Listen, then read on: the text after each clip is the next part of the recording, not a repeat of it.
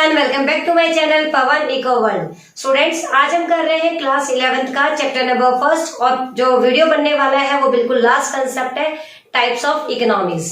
So start करते हैं types of economy. तो देखिए बेटा, टाइप्स ऑफ इकोनॉमी है बेसिकली 3 टाइप की। अब उनके टाइप्स पे जाने से पहले हमें पता होना चाहिए इकोनॉमी क्या होता है। वैसे तो मैंने अपना जो चैप्टर फर्स्ट का सेकंड पार्ट बना रखा है उसमें इकोनॉमी को बहुत अच्छे से समझा रखा है, बट फिर भी स्टिल आप इसे समझ सकते हैं, क्योंकि कोई भी कंसेप्ट करने से पहले अगर उसका बेस नहीं पता तो फिर आपको समझ नहीं आएगा। तो बेटा, इकोनॉमी क्या होता है? इकोनॉमी एक ऐसा पर्टिकुलर एरिया है जो आपके चारों तरफ है, जहां रहकर आप अपनी लिविंग्स को अर्न कर रहे हैं। मैं अपनी लिविंग्स को अर्न करने के लिए पढ़ाती हूँ, अपनी सर्विसेज देती हूँ। एक डॉक्टर अपनी लिविंग्स को अर्न करने के लिए मतलब अपनी प्रैक्टिस करता है। एक जो वर्कर है वो अपने लेबर करके भी अपना जो है अपनी लिविंग्स को अर्न करता है। मतलब अपनी आजीविका को चलाने के लिए, अपने लाइवलीहुड को चलाने के लिए हम जो भी काम करते हैं वो काम कहाँ पर करते हैं, वो एरिया हमारा इकोनॉमी होता है। इकोनॉमी एक पर्टिकुलर एरिया है जहां रहकर हम अपनी लिविंग्स को अर्न करते हैं, और लिविंग्स को अर्न करते वक्त हम 2 टाइप की एक्टिविटी करते हैं। एक होती है इकोनॉमिक एक्टिविटी, एक होती है नॉन इकोनॉमिक एक्टिविटी। बेसिकली सभी लोग इकोनॉमिक एक्टिविटी पे डिपेंड करते हैं, कोई 1 या 2% ऐसे होते हैं जो नॉन इकोनॉमिक एक्टिविटी पे डिपेंड करते हैं। अब इकोनॉमिक और नॉन इकोनॉमिक क्या होता है? बेटा, इकोनॉमिक एक्टिविटी वो एक एक्टिविटी होती है जो कि प्रॉफिट मोटिव होती है, मनी की टर्म्स में, मॉनेटरी टर्म्स में हम उसे काउंट कर सकते हैं। काम के बदले पैसा मिलना, दैट इज इकोनॉमिक एक्टिविटी। अब नॉन इकोनॉमिक एक्टिविटी क्या होती है? वो सेल्फ कंटेंटमेंट, खुद की खुशी के लिए। कोई भिखारी दिख गया, आपने उसको कपड़े दे दिए, खाना खिला दिया, आत्मा को आपको संतुष्टि मिलेगी कि आज मैंने एक अच्छा काम किया। ये जो है ये नॉन इकोनॉमिक एक्टिविटी है। तो चाहे इकोनॉमिक एक्टिविटी हो चाहे नॉन इकोनॉमिक एक्टिविटी हो, वो एक्टिविटी हम कहाँ कर रहे हैं, जिस जगह पर हम वो इकोनॉमिक एक्टिविटी कर रहे हैं, that is known as economy. I think यहां तक सफिशिएंट है कि इकोनॉमी ये चीज होती है। अब चलते हैं कि कितने टाइप की होती है इकोनॉमी। कोई देश भी हो सकता है, इकोनॉमी कोई जगह भी हो सकती है। बेसिकली हम कंट्री को ही इकोनॉमी बोलते हैं। जैसे इंडिया क्या है? एक इकोनॉमी है। यूएस क्या है? एक इकोनॉमी है। यूके क्या है? एक इकोनॉमी है। चाइना, पाकिस्तान, सब एक इकोनॉमी है। मतलब हम बोलते हैं डिफरेंट इकोनॉमीज उसे। अब ये कितने टाइप की होती है? बेटा, ये 3 टाइप की होती है, market economy, central plan economy और मिक्स इकोनॉमी। 1 बाय 1 हम सबको करेंगे। मार्केट इकोनॉमी को हम फ्री इकोनॉमी भी बोलते हैं, मार्केट इकोनॉमी को हम फ्री इकोनॉमी भी बोलते हैं, मार्केट इकोनॉमी को हम कैपिटलिज्म भी बोलते हैं। अगर हिंदी में बात करूं तो हम इसे पूंजीवादी अर्थव्यवस्था भी बोलते हैं। मतलब बेसिकली मैंने यहाँ पे 4 बातें बताई या 4 नाम बताए मार्केट इकोनॉमी के। Market economy, free economy, capitalism और हिंदी में पूंजीवादी अर्थव्यवस्था। ये तो थे इसके डिफरेंट नाम कि हम किन किन नामों से मार्केट इकोनॉमी को जानते हैं। Market economy is a free economy in which economic activities are controlled by the market forces. देखिए यहाँ पे जो वर्ड आया इकोनॉमिक एक्टिविटीज, आपको मैंने पहले भी बताया था इकोनॉमिक एक्टिविटीज वो होती है जो कि पैसे के रिगार्डिंग होती है। जैसे प्रोडक्टिव मतलब प्रोडक्शन, कंजप्शन, इन्वेस्टमेंट, ये सारी इकोनॉमिक एक्टिविटीज है। तो प्रोडक्शन, कंजप्शन, इन्वेस्टमेंट, ये एक्टिविटीज अगर मार्केट इकोनॉमी में हो रही है तो उसे कंट्रोल कौन करेगा?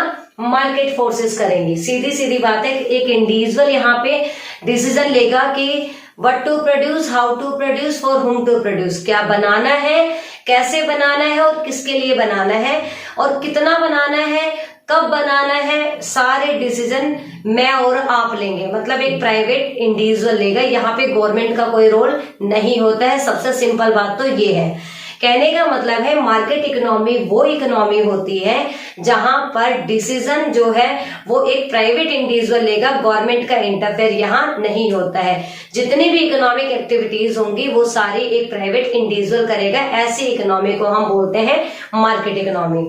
अब अगला क्वेश्चन, मैम ये इकोनॉमी है कहाँ पे? तो बेटा यूएस और यूके जितने मतलब एक तरीके से जो बिल्कुल ही डेवलप कंट्रीज है, ये दोनों इन दोनों के अंदर मार्केट इकोनॉमी ही आपको देखने को मिलेगी। यहाँ पे जितने भी प्रोडक्शन एक्टिविटीज होती है, जितने भी इन्वेस्टमेंट एक्टिविटीज होती हैं, ये सारे गवर्नमेंट ना, इन सब के डिसीजन गवर्नमेंट ना लेकर कौन लेता है, एक प्राइवेट इंडिविजुअल लेता है। अब वो लेता कैसे है उसका प्रोसेस समझो। देखो यहाँ पे एक डायग्राम बना रही हूं मैं। यहाँ पर हम लेते हैं बेटा ओ एक्सिस एंड यहाँ पर लेते हैं ओ वाई एक्सिस। हमारे पास दो एक्सिस होते हैं। अगर मैं इसके तरफ इसको डाउनवर्ड स्लोपिंग कर रही हूं तो हम इसे बोलते हैं बेटा ये हमारा डिमांड कर्व और ये है हमारा सप्लाई कर्व। अब यहाँ पे होते हैं प्राइसेस डिटरमाइन। अब ये जो प्राइसेस डिटरमाइन किए ये गवर्नमेंट ने फिक्स करने आई। यहाँ पे किसी भी प्रोडक्ट के प्राइसेस फिक्स कैसे हुए, कंज्यूमर ने डिमांड की, प्रोड्यूसर ने सप्लाई की। एक कंज्यूमर डिमांड करने के लिए तैयार है, एक प्रोड्यूसर सप्लाई करने के लिए तैयार है, मतलब उस चीज को बेचने के लिए तैयार है। और जहां वहां पर जो प्राइसेस फिक्स हो जाते हैं हम उसे बोलते हैं प्राइस मैकेनिज्म या प्राइस डिटर्मिनेशन या free play of market forces. क्यों? क्योंकि एक इकोनॉमी में दो अहम हिस्से होते हैं। इकोनॉमी बनती ही उन दो चीजों से है। अगर एक देश में कंज्यूमर और प्रोड्यूसर ना हो तो इकोनॉमी कहाँ की? एक कंज्यूमर डिमांड करता है गुड्स और सर्विसेज की और एक प्रोड्यूसर जो है उन चीजों को सप्लाई करता है जो गुड्स और सर्विसेज वो मांगता है।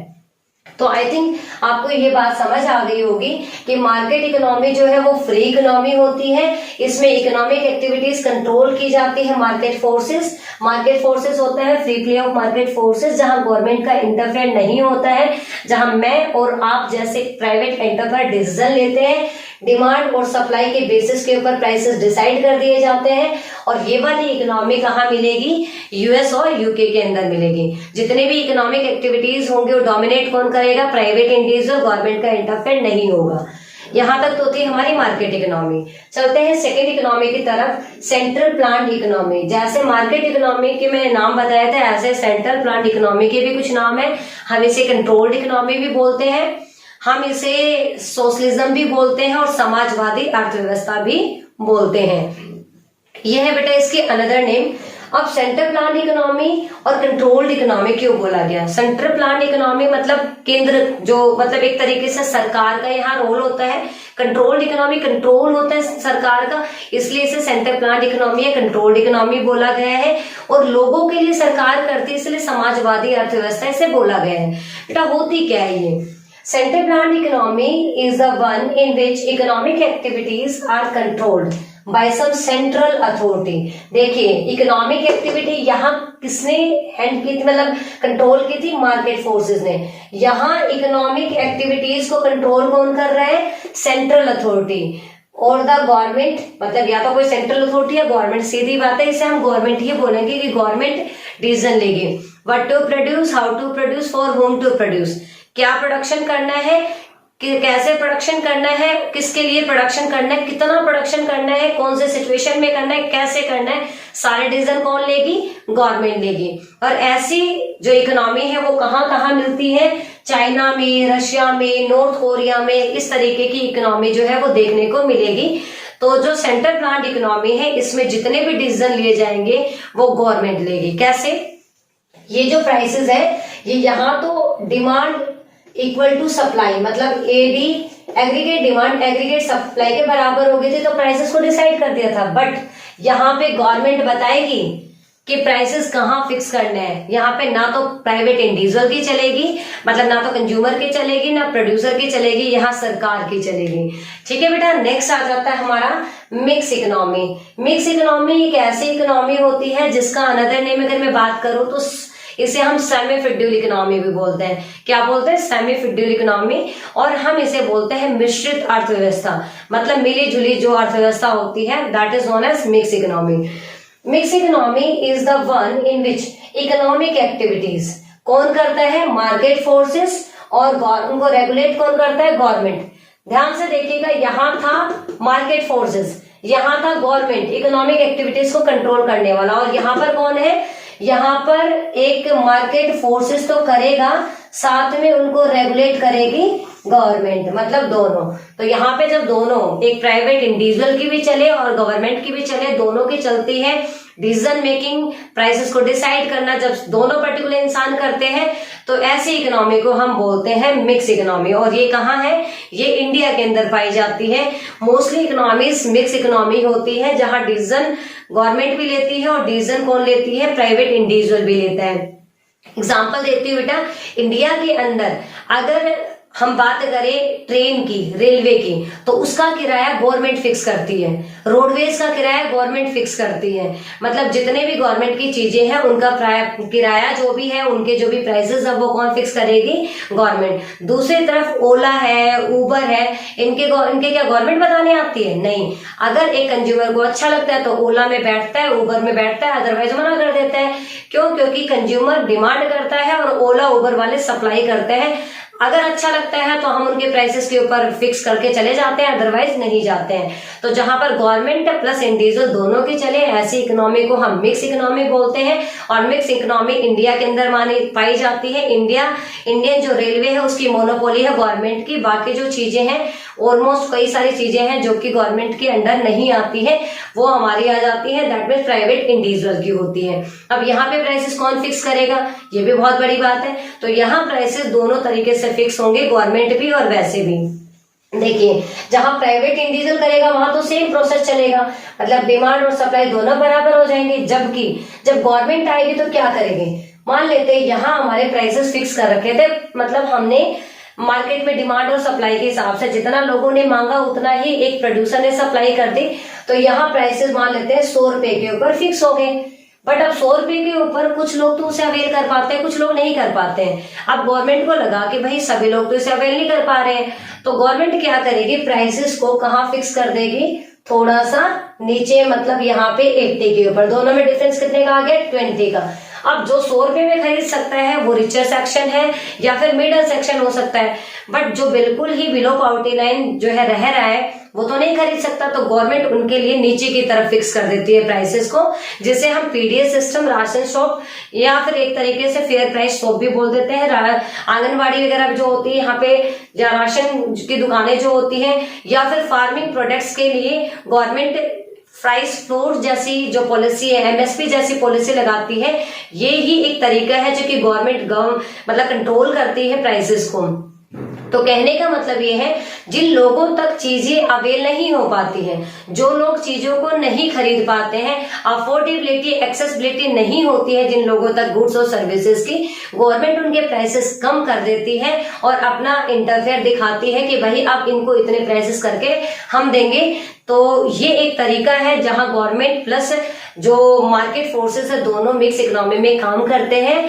आई होप आपको ये तीनों जो इकोनॉमी वो समझ आ गई होंगी। मैं एक बार थोड़ा सा रिकैप इसका दोबारा से दे दूं। मार्केट इकोनॉमी प्राइवेट इंडिविजुअल देखता है, रिचर सेक्शन इसके अंदर होता है, गवर्नमेंट इसमें रोल प्ले नहीं करती है। सोशलिज्म, गवर्नमेंट सभी की तरफ देखती है, सारे इकोनॉमिक एक्टिविटीज के डिसीजन गवर्नमेंट लेती है और डोमिनेट करने वाला जो इकोनॉमिक एक्टिविटीज को है वो गवर्नमेंट है। जबकि लास्ट जो है वो है मिक्स इकोनॉमी, जिसमें गवर्नमेंट प्लस प्राइवेट इंडिविजुअल दोनों ही डोमिनेट करते हैं इकोनॉमिक एक्टिविटीज को। बट जो भी चीजें मतलब बाहर हो जाती है लोगों की एक्सेसिबिलिटी से, जो बिलो पॉवर्टी लाइन वाले लोग हैं या फिर कोई और जो गरीब तबके के लोग हैं, उनके लिए गवर्नमेंट एक अलग तरीके से गवर्नमेंट प्राइसेस को रेगुलेट करती है। वो गवर्नमेंट की एक तरीके से एमएसपी पॉलिसीज वगैरह ये सारी इसके अंदर आती हैं। आपको बेटा मैंने तीनों कंसेप्ट करवाए हैं। हमारे जो बुक है उसमें इसके डिफरेंसेस बहुत अच्छे से गिवन है, बट आपको डिफरेंसेस रटने नहीं है। मैंने आपको समझाया, आपको वो समझ आया। अगर आपको नहीं भी समझ आया तो कम से कम 1 से 2 बार आप इसे सुनेंगे तो समझ आ जाएगा। और जब किसी इंसान को कंसेप्ट समझ आ जाता है तो वो इजिली उसके क्वेश्चंस, उसके डिफरेंसेस, उसके रिगार्डिंग कोई भी चीज कर सकता है। तो आपको मैं चाहूंगी कि अभी आप सब इसको सुनने के बाद में खुद से इसके जो डिफरेंसेस है वो बनाएं। अब हम करेंगे इस चैप्टर के क्वेश्चंस, मतलब जब हमारी नेक्स्ट वीडियो आएगी तो ये हमारा लास्ट वीडियो लेक्चर था इस चैप्टर के रिगार्डिंग।